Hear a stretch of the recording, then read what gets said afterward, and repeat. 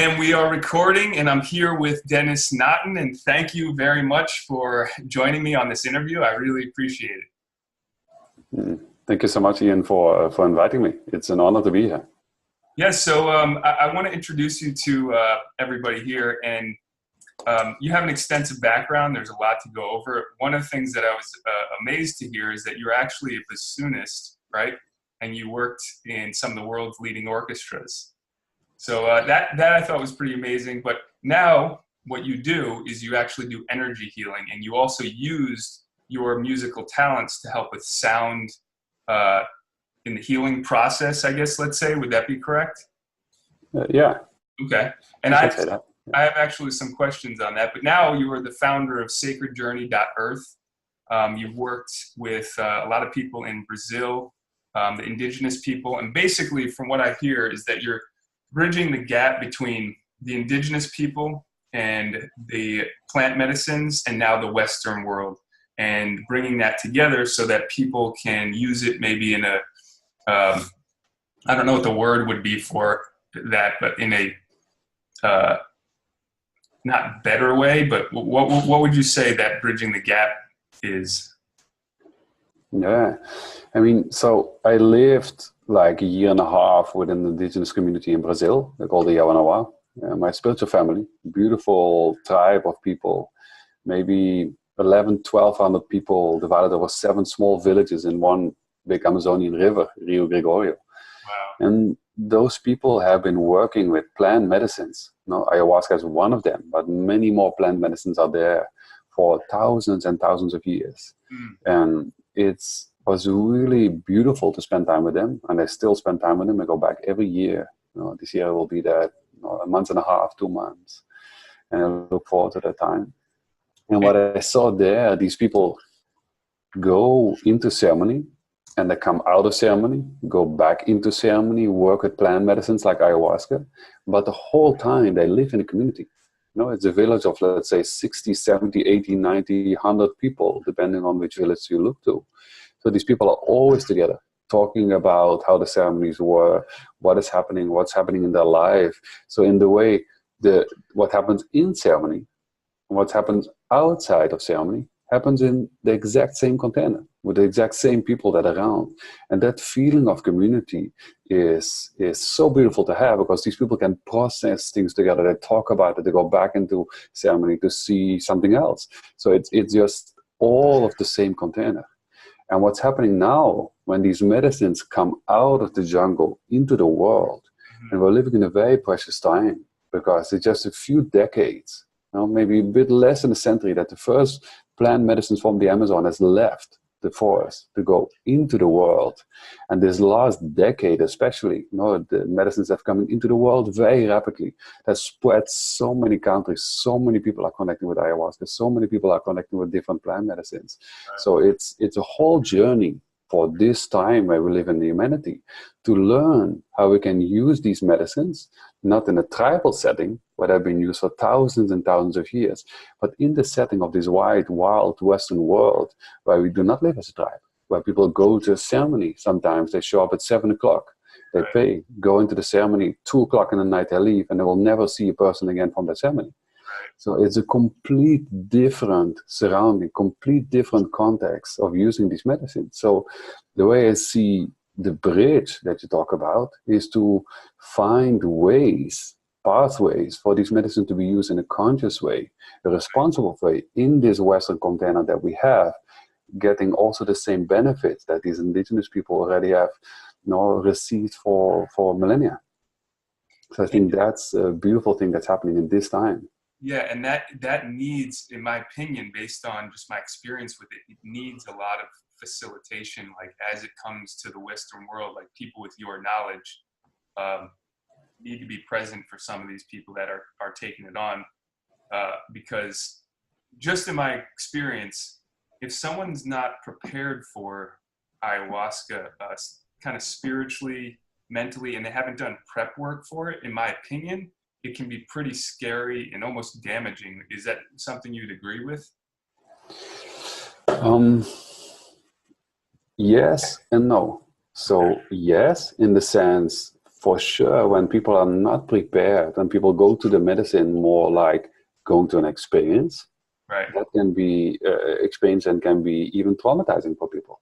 right, Because what indigenous people say, the medicine, in the end, you're not working with a plant, with a liquid that you're drinking. No, you're working with a plant medicine. And this plant medicine has a spirit that the people call Madre Ayahuasca or Grand Madre Ayahuasca. right. And this spirit is in the end what you're working with when you connect with plant medicines. And so this plant medicine, let's say Madre Ayahuasca, they say sing a song. That's the calling of the medicine. Right. So the song goes out in the world, and some people hear that song, and it's not a song you can hear with the human ear. No, it's a song that you can receive in many ways. It's like a book that you read, a video you see, somebody talking about it, and you're like, this is something I would like to do one day. And that's the calling of the medicine. And if people go to the medicine from that place of calling, then it's the right time. Yes. But what's happening in this Western world, we're so used to the world that we can consume things, that things are readily available. They have to be quick, they have to be now, they have to be super effective. So we go, this ayahuasca, yeah, I heard about it, I'm going to do it because I feel depressed and one ceremony is going to take me out, and like that. And people go to ceremony sometimes with that kind of mindset, not really listening to the calling, but going from a place of just looking for the next experience. And then people are not ready for it. And then many things can happen in ceremony. So it's really important to listen to that calling. So the answer is also no to that, because I think once you really listen to that calling, then the ceremony will not be traumatic, because everything that will be shown to you in that ceremony, even if it's difficult or challenging, has its purpose, which is healing, which is transformation, which is growth. Because sometimes going into ceremony is not a blissful experience full of unicorns and rainbows, as people might expect from such an experience with plant medicine. No, it can be really an experience where you can see your depths, your fears, your shadows, darker side of yourself, and it all comes up for the purpose of healing, transform that back into the light. So in that sense, I don't think ayahuasca is traumatizing for people, but it's really important to listen. Is it the right moment for you to go into ceremony? Listen to that calling of the medicine. Yeah, I totally agree, because I had that calling and I wanted to listen to it, but it took me 5 years. And when I did do it, it was like, I've been waiting for you. And one of the things that's weird, which what you're explaining, and it's hard for, I think, people to grasp about the spirit of the plant. But as soon as I made a decision to go to do it, ayahuasca, I literally started to feel something shift in me. And then they said, the ayahuasca is already working on you before you even go and do it. So is that something you can even put into words? Can you explain that? It's very difficult to explain, because the mystic realm, the spiritual realm, is the great mystery of what we're working with. Yeah. And in this Western world, we're so used to things happening quick. The scientific world is explaining everything in great detail, exactly how things works, and come up with laws how things works. Mm-hmm. And we almost believe now that when we cannot put things in such a system, then it's not true. Right. But if you actually look at science, like Newton, what a genius scientist that really was able to describe the law of gravity so beautiful. Yeah. But he was able to describe the law of gravity. It doesn't mean that he invented gravity. The apples were falling from the tree long before Newton set foot on this planet. Right. So there are things happening in a reality that science has not discovered, that science has not even touched on, not even start to ask the questions to get to the answers that we are talking about the topics that you are now opening. So the great mystery is so vast. And if you look at the universe, how big it is, and how small a planet is, and how small we actually are as a human being in that great universe, I think we can conclude that we have a lot to learn and that we just start to scratch the surface of really knowing what's going on here.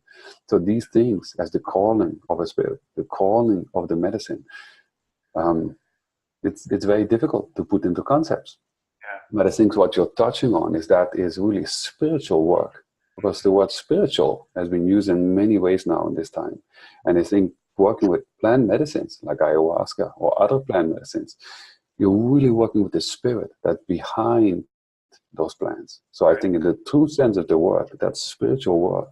And what's happening now with different substances, not that are man-made in laboratory, I believe, and also the indigenous people tell me, those substances do not have such a spirit behind them in the same sense as a plant medicine has that. And of course, you can say there's a great spirit behind everything, which is for sure true. So that might be a difference between like spiritual work and work with substances. Yeah. So no, your question goes more in that direction, I feel. So that's a good question, because now there's substances that I would say are disconnectors, right? And then there's substances that are connectors. And from my research, plants that have the spirits, like plant medicines and some psychedelics, for example, they are connectors. They allow us to connect with ourselves. Whereas something like street drugs are disconnectors. Is that something that you have researched and experimented with, or you know anything about, like how the connections occur or disconnections occur? Yeah, it's something I study very much, actually, and I love to dive into those topics. And I think what you point out here is something really important to look at, because what's healing? For me, healing is to become whole again. And I think the part of healing, the journey of healing, has basically two stages. In the end, it's one journey. But one part of the healing, and that's where most people focus on, is, let's say, if you're not doing well, if you're sick, from getting better. That's one part of the journey of healing. But there's another part of the journey of healing that I think is from when you are well to becoming one again, to go back into that oneness, to that place where we're all born and the place that we all go to. That's a massive journey that goes beyond time and space. And I think that, for me, that is healing, to go home again, to become one. And so if you look at substances, if you look at medicines, I think one thermometer we can use is exactly what you say. Does it go into the direction of unity? Or does it bring us in the direction of separation? Because if it brings us more to unity, that's true healing, becoming one again, becoming whole again. If it goes in the direction of separation, you go in the opposite direction. Disease, to not feel at ease. Right. So I think that's a very beautiful thermometer to watch, by using substances. Yeah. Yeah, that's so you bring up a good point, and you bring up about being whole again. Now, being a person who is a musician, can you say that's also being in harmony? Exactly.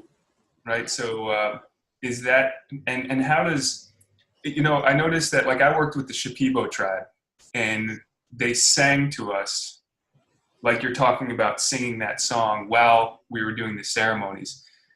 And how much does the harmony of song play into, I don't know if you want to call it healing or the connection or the spiritual connection, because I'm sure you've experienced that, right, with your ceremonies or just in general with sound healing, if you want to call it. I know that's not a real term, but what's your take on that? I mean, my life is music. My body is music. My soul is music. I was drawn to music since I was very young. So I connected to music from like 5 years old, 6 years old. Started to play the flute, started to play the trumpet, took up the bassoon, studied 7-8 years in the best music school in Europe, got my master in music, and then climbed up the ladder of the classical music world till I was playing in the world best orchestras. So in that way, music has been part all my life, and was really interesting. One day, I think it was first Christmas Day, 2011, I was playing in the Royal Concertgebouw Orchestra, which is one of the most respected orchestras in the world, conducted by Bernard Haitink, a world-class conductor, a magician of music. Wow. So I reached kind of the top of that ladder of the classical music world. And I just had done my first ayahuasca ceremony half a year before. And in that concert, I was like broadcasted like all over the world. I almost left as in ceremony and saw the orchestra from above, and I was playing there the bassoon. Wow. And I could see the orchestra sitting on the stage, and I could see the people that were listening sitting below. Wow. And I saw them sit in their suits and sitting there for their business connections. And of course, there were people honoring the music for sure. But I saw a disconnection. And for me, it was, oh, wow, it explained why I had never really felt at home in the classical music world. So for me, that was the beginning of the end of that journey of being a classical musician. And then when I played music for the first time in ceremony, for me was really precious. I was sitting on the same floor as the people and in a complete different environment, not wearing white tails, just wearing white clothes and being super relaxed on the force of the medicine. I felt that connection. And actually in one of the first ceremonies, something really beautiful happened. I started to play the bassoon in the ceremony, and a vision opened up, and I saw a woman with a man having a huge fight, and I started to play for them, and the fight was kind of like resolved, and they came together again. And in the end of that piece of music, which was the first cello suite of Bach, they left in harmony. And in the end of the ceremony, this woman came to me, and I hadn't seen her. It was a big ceremony, like 40 plus people, so I hadn't seen everybody before. He said, wow, when you were playing that song, that music, I met my father, and my father died 3 days ago, and we hadn't spoken for the last decades. And in that music, we came together, we saw each other, and we said all the things we needed to say. We apologized, and we left in harmony. I feel complete with the situation, and thank you for your music. And I was just like crying, like, oh wow, I think this is why I studied music all my life. Now I feel harmony. This is going to unity. So for me, that was it was the first time I played music in ceremony. The very first song I ever played on the force of the medicine. And that was such a beautiful confirmation that this was a path for me to explore deeper. So unity in music is harmony in music is such a beautiful teacher for us. Music is an amazing teacher. And if you actually look to the word universe, the place where we are, uni, the one, verse, a part of a song, the one is singing, it's all vibration, it's all music. And if we go in harmony with all those vibrations, I think that's the way to go back to that wholeness that we spoke about before. So yeah, music is so connected to what you're speaking about. Yeah, and you were talking about the scientists before, and one of the scientists that I always refer to in terms of studying things that we can't see and hear is Nikola Tesla, right? And he says, if you want to learn the secrets of the universe, think in terms of frequency, vibration, and those are the things that are really we can't see, right? Like we're having this conversation, we can't see the electricity that's making this happen right now, but it is happening. We can't. So there are those things that are happening in between that we can't see that are changing us, and that is what I felt was happening with ayahuasca before I took my first ceremony.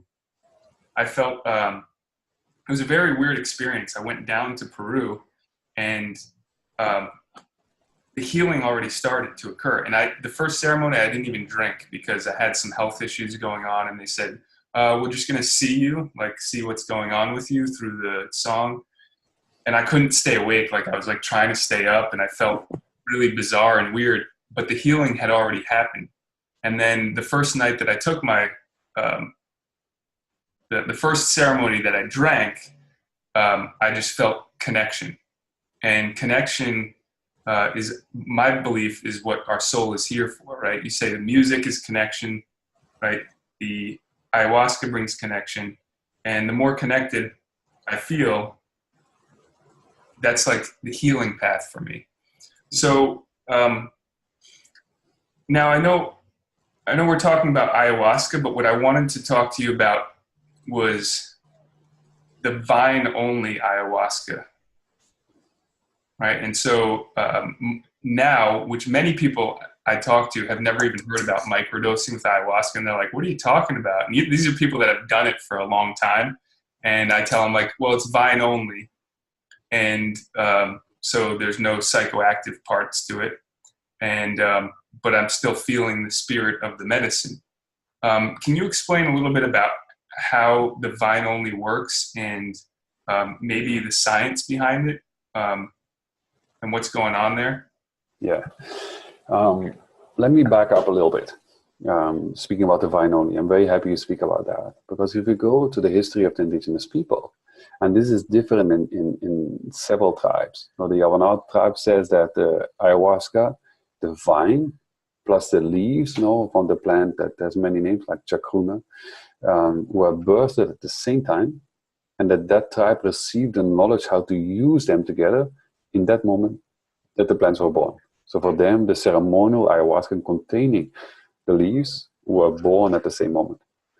Other tribes say that the beginning of them working with ayahuasca happened with drinking only the tea of the vine for a long time. And what they say is that by drinking the vine tea, that they saw the same visions as they have now drinking the vine with the leaves. But in time, because in the beginning of time, they said we were so connected. We came straight from that source, straight from that creator. We're much closer to the place of a creation. So we're much more connected to that spot. Once we start to lose that connection, it was much more difficult to see the visions. And this is an important part to notice. So that means that the ayahuasca vine does give visions. And some people that drink the vine only tea, in higher quantities, visions can occur, but you have to be really connected. I never went to that place, and I also don't recommend people to do that. It's not what the indigenous people tell us. So once they start to lose that connection with the visions, the visuals, then they started to look for plants to amplify those visions. And then the chacruna came in. Now, the chacruna is the plant that contains the DMT, or one of the alkaloids that's very much studied of ayahuasca. But there are many other alkaloids in ayahuasca. There are 20 plus alkaloids in the medicine that's called ayahuasca, and DMT is just one of them. And to my belief, not the most important one. But science has put so much study, so much time there, that sometimes people think that ayahuasca is DMT. But that's not true. And if you actually look back to the indigenous people and look back how the system works, because our nervous system, especially the central spine, which is a very important part of our nervous system, called the Sushuma in some languages in India, that's your antenna to connect with that spiritual force, with that spiritual energy, with that what's unseen. And the pineal gland that's on top of your spine, the pineal gland is the master gland that's in the center of your brain. Now, if you go from your third eye, the place between your eyebrows, straight into the brain, to the middle of the brain, there's a tiny gland that's as big as a rice corn, which is a master gland of your body. That gland excretes certain hormones into your system. Now, that's, for example, the gland that really dictates how much serotonin is released. Let's say the hormone that wakes you up, that makes you feel happy. It's released in the morning. Right? Say it again. The connecting hormone, right? Exactly.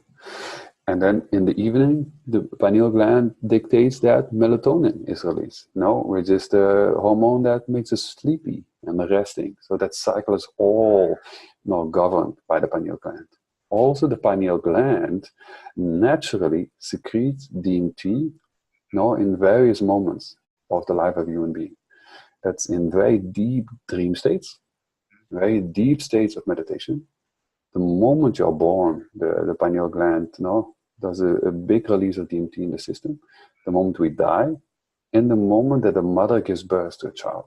Now, these are just 5 moments that the pineal gland excretes DMT naturally into the system. And so that pineal gland is such a big part of this antenna. Maybe you can say like an antenna of a radio. It's long, and there's this small bulb on top of it.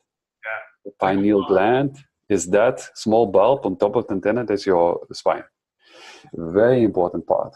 So once that pineal gland is open, we can receive this spiritual energy very much. It's like a gateway of connection to this divine energy. So what indigenous people, as I see it, as I believe, have done, they found a plant that contains DMT to kind of help the pineal gland to open up. And if you start to see it that way, then you can actually see that the DMT might not be the molecule that actually gives the visions. That means that DMT is just a molecule that helps the pineal gland to open up so you can then connect to the realms where those visions live. And so in that way, DMT can be seen as a helper molecule in the bigger picture of the medicine ayahuasca to open you up more to those energies. And if you see that, you can also see that ayahuasca, no, the medicine is called ayahuasca. The medicine is not called chacruna. The medicine is not called DMT, because ayahuasca is the core of the medicine.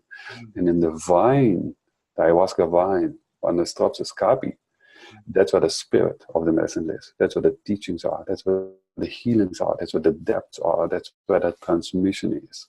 So that's all in the vine. And the DMT, the leaves, comes to help you to open up to that connection.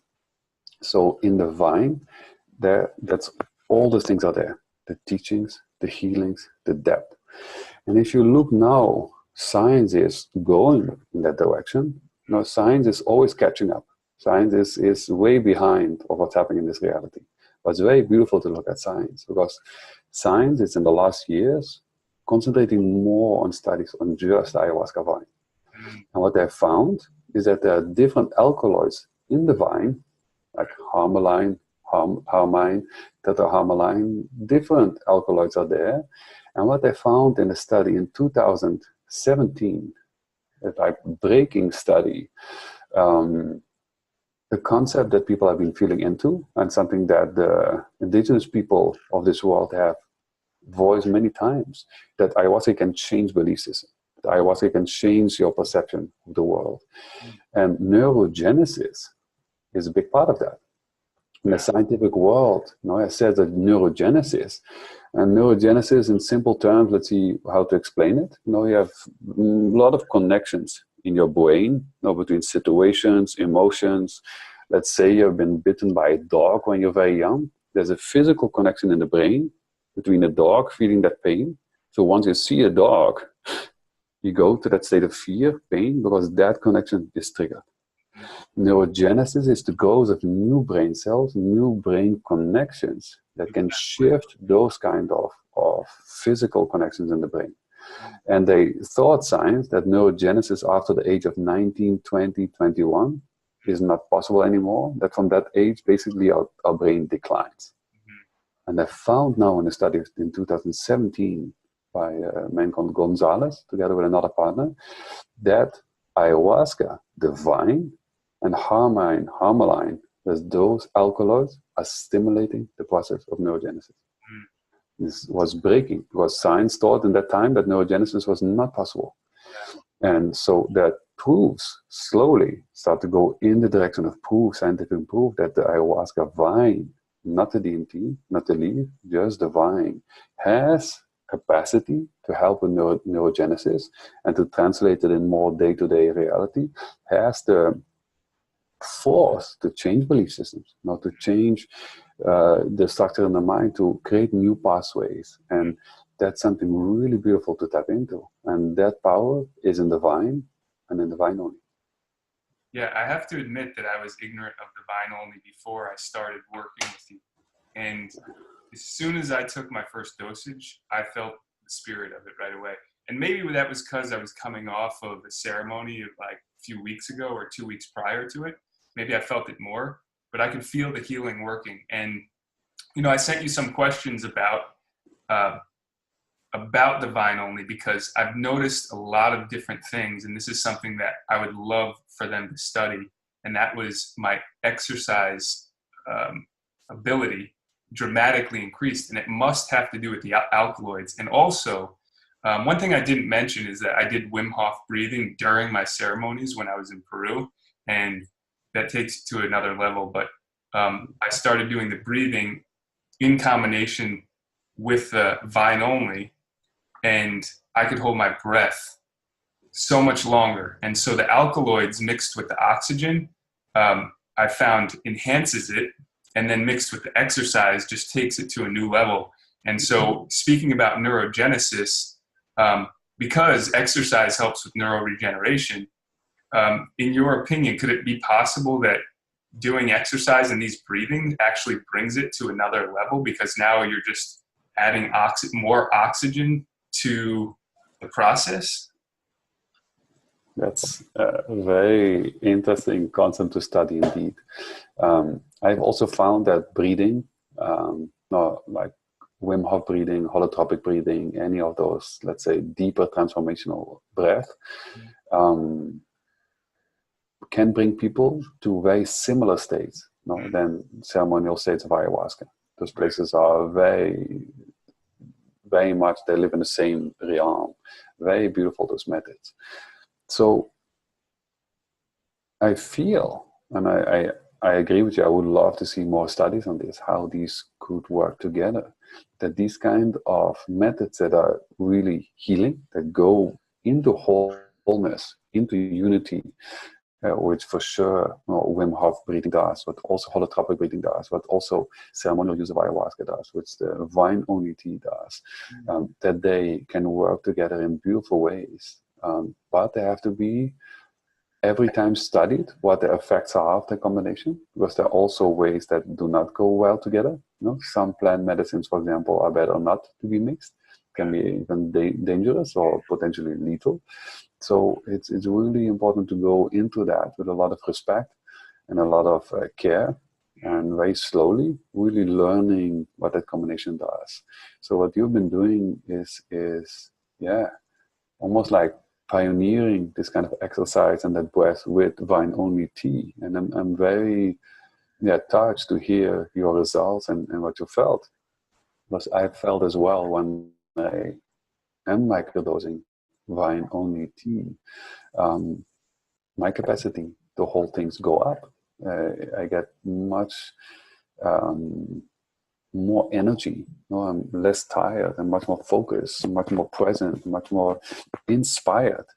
And so, if that works too in how you exercise and what you feel, it doesn't surprise me at all, because it's kind of similar to what I've experienced myself.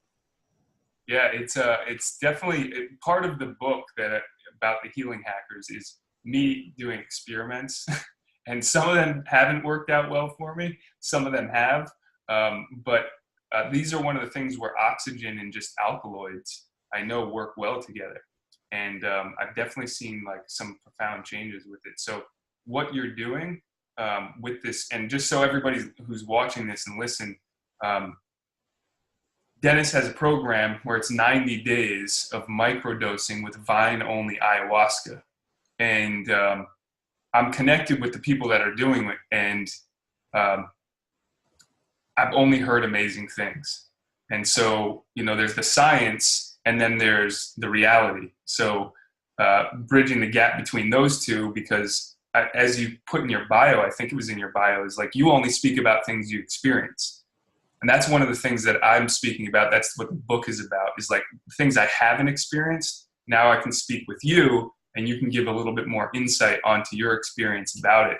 So, so is there anything else about the 90-day ayahuasca vine-only process that you'd like to share, like the goals or the intentions behind it?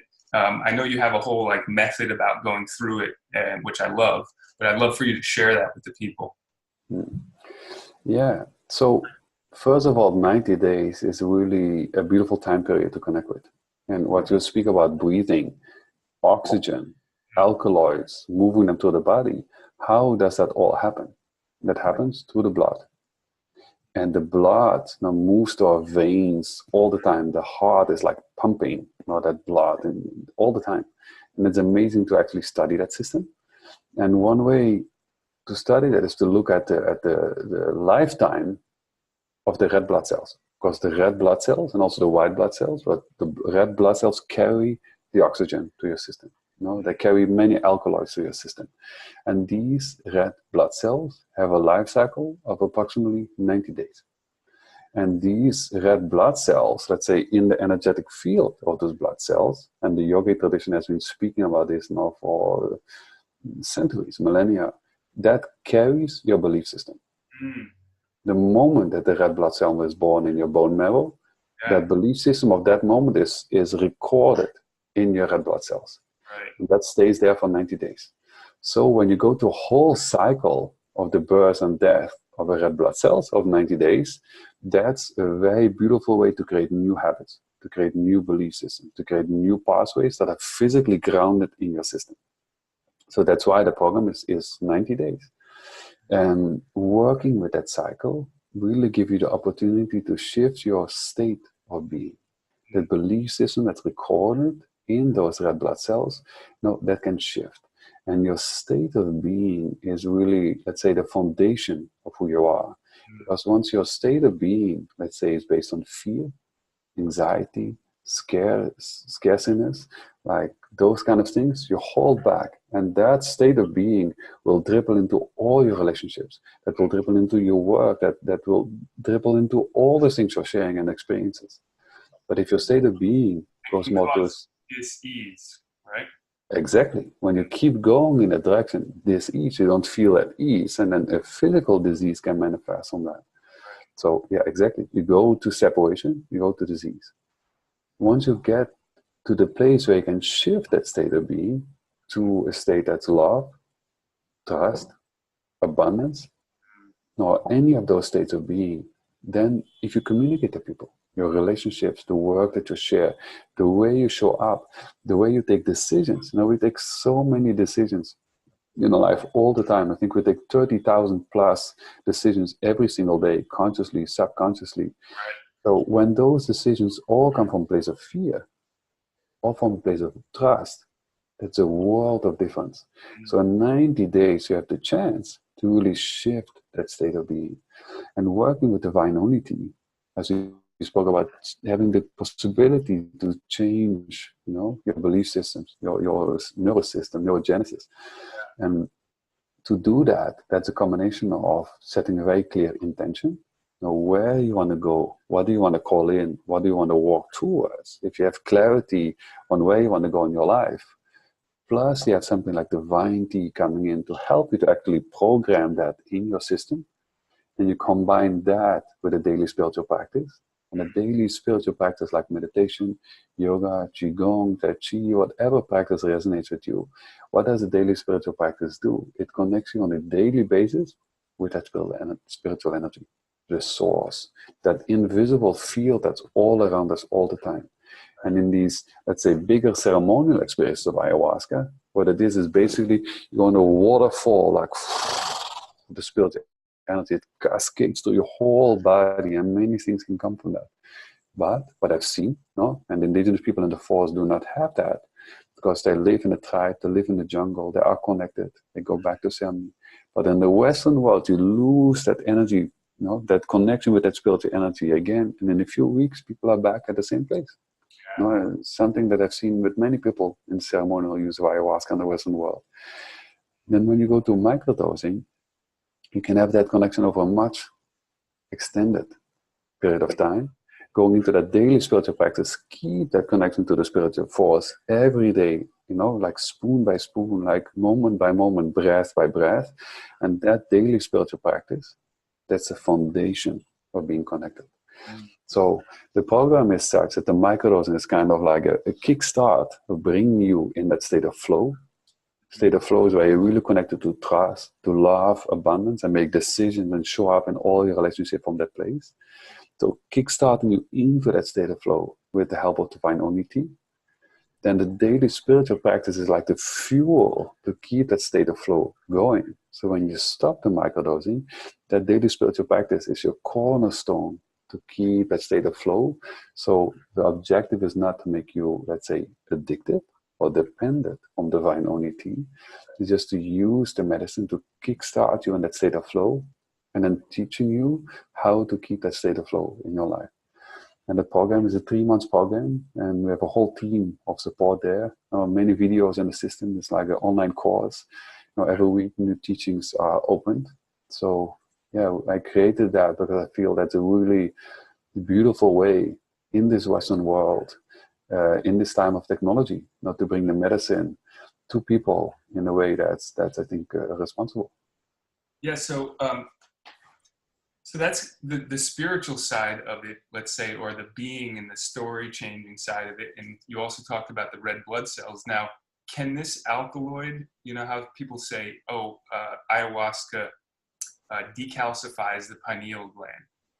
Now, would the vine only be decalcifying parts of the body as well? Like say you have calcium buildup or acid buildup in the body. Is it doing that as well? Or is it, would you say, helping decalcify the pineal gland? I don't know the correct answer to that, but decalcifying the pineal gland, there's a lot of things written about that on the internet. Many people are speaking about that. What I feel personally is that the pineal gland is such a sacred organ in the body, and it works in a very specific way. And calcification, how does it happen? No, calcification in many joints happen when movement becomes less. That it's becoming a bit more stagnant, and then calcification start to happen. So I feel the same with the pineal gland. Once it's active, once it's used for that connection, when that gateway is really open, from that movement, that pulsation of the pineal gland, calcification will not happen so quickly. But if the pineal gland becomes more stagnant, there's less connection with that spiritual force, because that's, I think, one of the primal functions of the pineal gland, then it's much more easy to become stagnant. And from that stagnation, that calcification comes. How that works on the physical level, I'm not completely sure, but I feel that's more the system behind it. So in that way, connecting with the vine-only tea, it will open that connection. So in that way, it will open the pineal gland. Now, as we said before, the DMT is just a helper for that pineal gland to open more, but the vine does that, opens that connection anyways. So I think the vine-only tea, and it's completely my feeling, my intuition, is very much part of decalcifying the pineal gland, in the sense that it's activating the pineal gland and opening that gateway to the spiritual force. I agree based on my experience too with that. Now, so part of this interview is about healing hacks, right? If you want to call them healing hacks, or healing hackers, basically people that are helping assist in bringing back that harmony and connection, maybe in a way that's all natural and faster than some of the other ways that are out there. So I would say that doing this 90-day program is, in a sense, healing hacking, or ayahuasca is, in a sense, healing hacking. But is there anything else that you can add to that, or something else that maybe you could share with the people that help stimulate that connection, or stimulate the machines, or our machine's natural process for healing and getting whole again? Let me see, what's the best answer to the question? I mean, in the end, I don't think there are any healing hacks. Also, journey is happening. And in the end, and I think that's our destiny, we're going to be whole again, all together in one spot.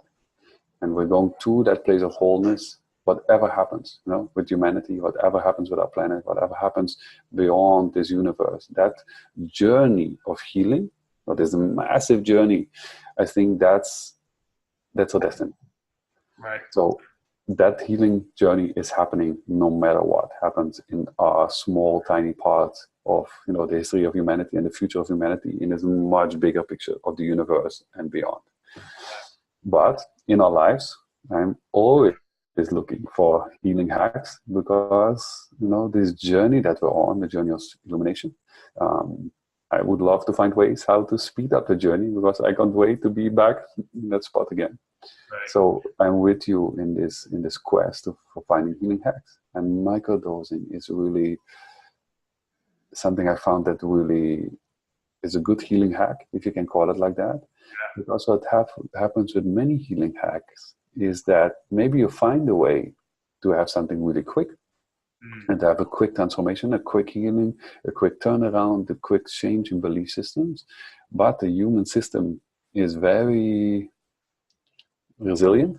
It's very easy to slide back into old patterns, very easy to slide back in old belief systems. It's very easy to slide back in old environment that's not supporting your change or transformation.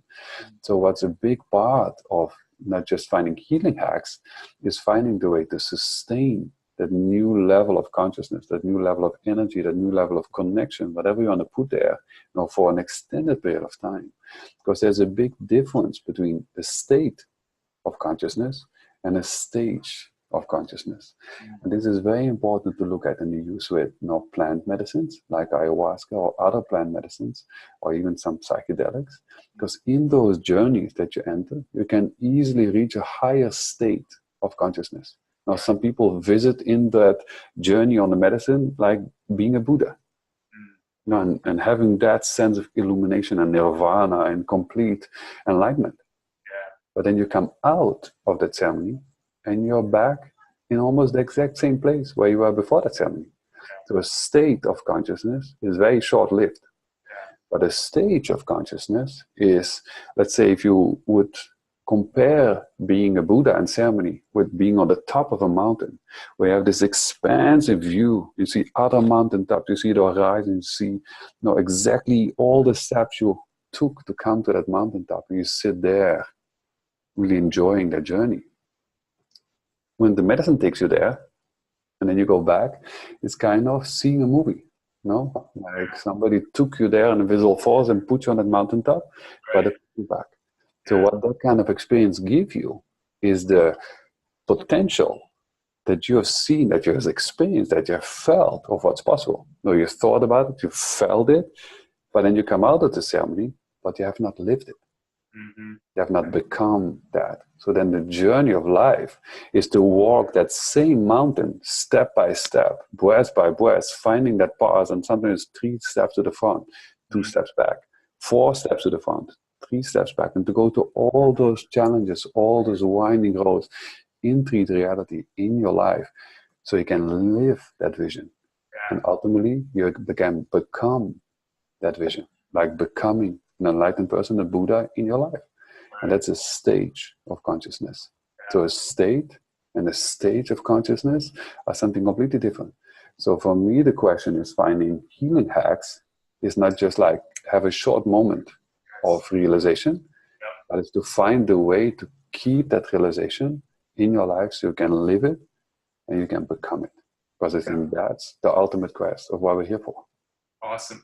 And what I'm hearing is you're talking about the difference between change and transformation. Change a lot of times goes back to the way it was. Transformation is now at the new level and then continuing to climb. So that's awesome. Now, I just found out about this, but you're writing a book as well. So I'd love to hear a little bit about that before we end. We're getting to the bottom of the hour.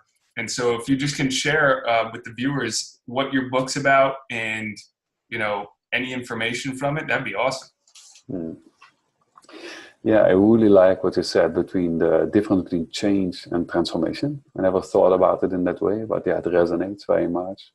And yeah, I went through transformation in the last decade in my life, going from being a successful classical musician, playing in some of the world-class orchestras, being in a world full of ego and competition and maybe fame and money and all that, to becoming something completely different. I'm not sure what to call it. Right. Becoming me. Yeah. And that transformation was a whole journey, and meeting the Yawanawa, the indigenous tribe in the Amazon. That happened in a very special way. I met them in a vision, and I heard their name. And a year later, I was traveling to Brazil, and in full synchronicity, I ended up in their territory, not knowing where I was after days of traveling, not speaking any language, not having any food or water, just like really following the signs and synchronicities, and I ended up in the territory of the Yawanawa. And it was a beautiful meeting. And I was crying when I learned that that's what the Yawanawa, because I had heard that word in ceremony before. And then I met them. Now I spent a year and a half with them, enter their study, did long dietas with them. Dietas are, let's say, ways to study these plant medicines, ways to become into the place where you can able to hold these medicines and share them with people. That has been a very precious journey of transformation for me. So the book is a bit about that journey. And so it's kind of a combination of an adventure story and also more, deeper insights, what I learned on that path of transformation.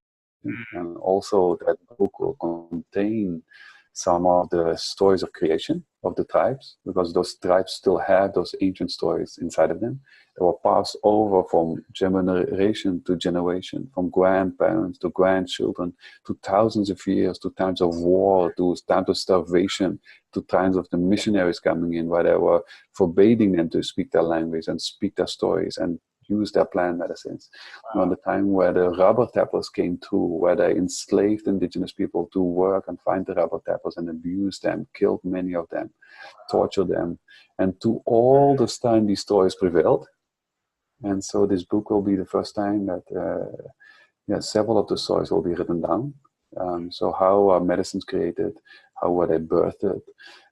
How were the indigenous tribe created? How were they birthed? Some of the stories are in that book.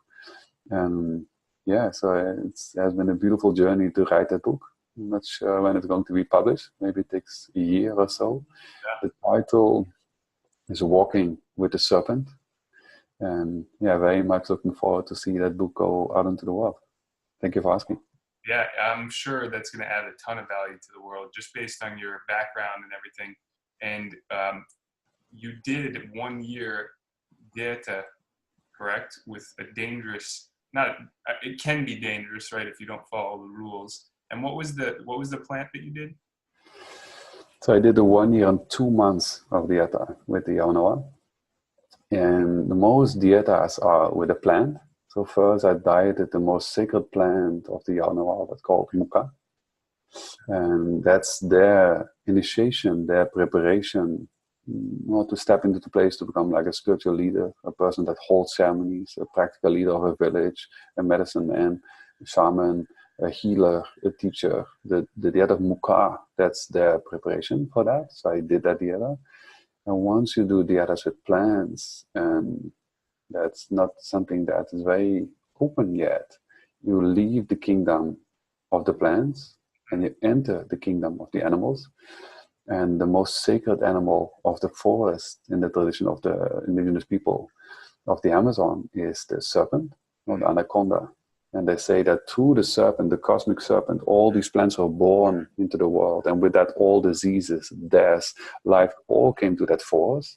So working with the energy of the serpent is kind of, say, next step in the path of dietas. So 2 times I was able to enter and have permission to enter a dieta where I took the saliva of an anaconda as the first white person that was allowed to do that dieta in the tribe. So that has been a very beautiful blessing. I'm very grateful that I was able to do those 2 dietas. And I will continue on this path of dietas because I learned so much, and I just feel I'm just at the beginning of a long path of studying.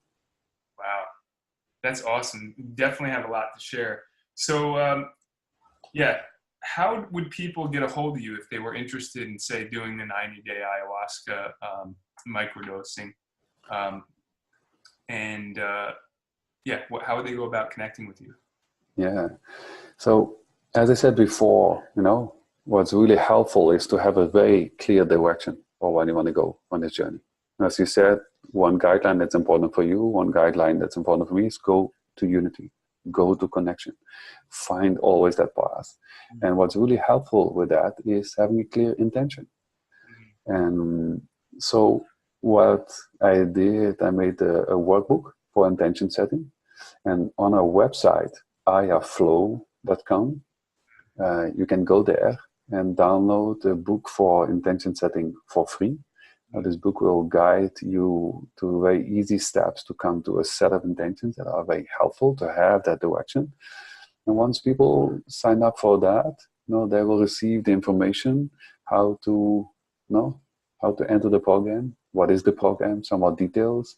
Then also they can just email us and ask questions if they have any. Or there's a whole team working on iFlow because we really want to be there in service of everyone that enters that program. So iflow.com is the website, and everybody's welcome to visit that, and we would be happy to communicate with anyone that has any questions around it. Amazing.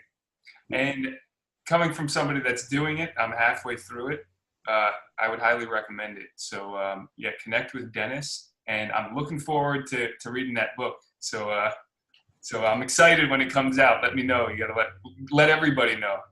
And maybe we'll do another interview. So any last words before we sign off here, Dennis? I think maybe one beautiful thing to take away from our conversation is unity, harmony, and to go towards that direction at any point. So let it be your thermometer in life to always look for harmony. And if things go in the direction of disharmony, maybe as an invitation to step back, go into a new direction till you find that part of harmony. Because harmony will bring us all back together to wholeness, back to the one. And that's a place where health is. That's a place where abundance is. That's a place where love is. That's a place where connection is. And I think that's a place where we as humanity are called to go more into. So let harmony be our drive. Let harmony be our guideline, to find our next steps in this beautiful life, on this beautiful planet that this was gifted to us. Amazing. I love it. Thank you again for sharing this info. And again, if you want to connect with him, iflow.com. All right. Thank you, Dennis. Yeah, thank you so much, Ian, for inviting me here, for having me on this video. Very much appreciated. And thank you so much for all your words. Thank you. No problem. Anytime.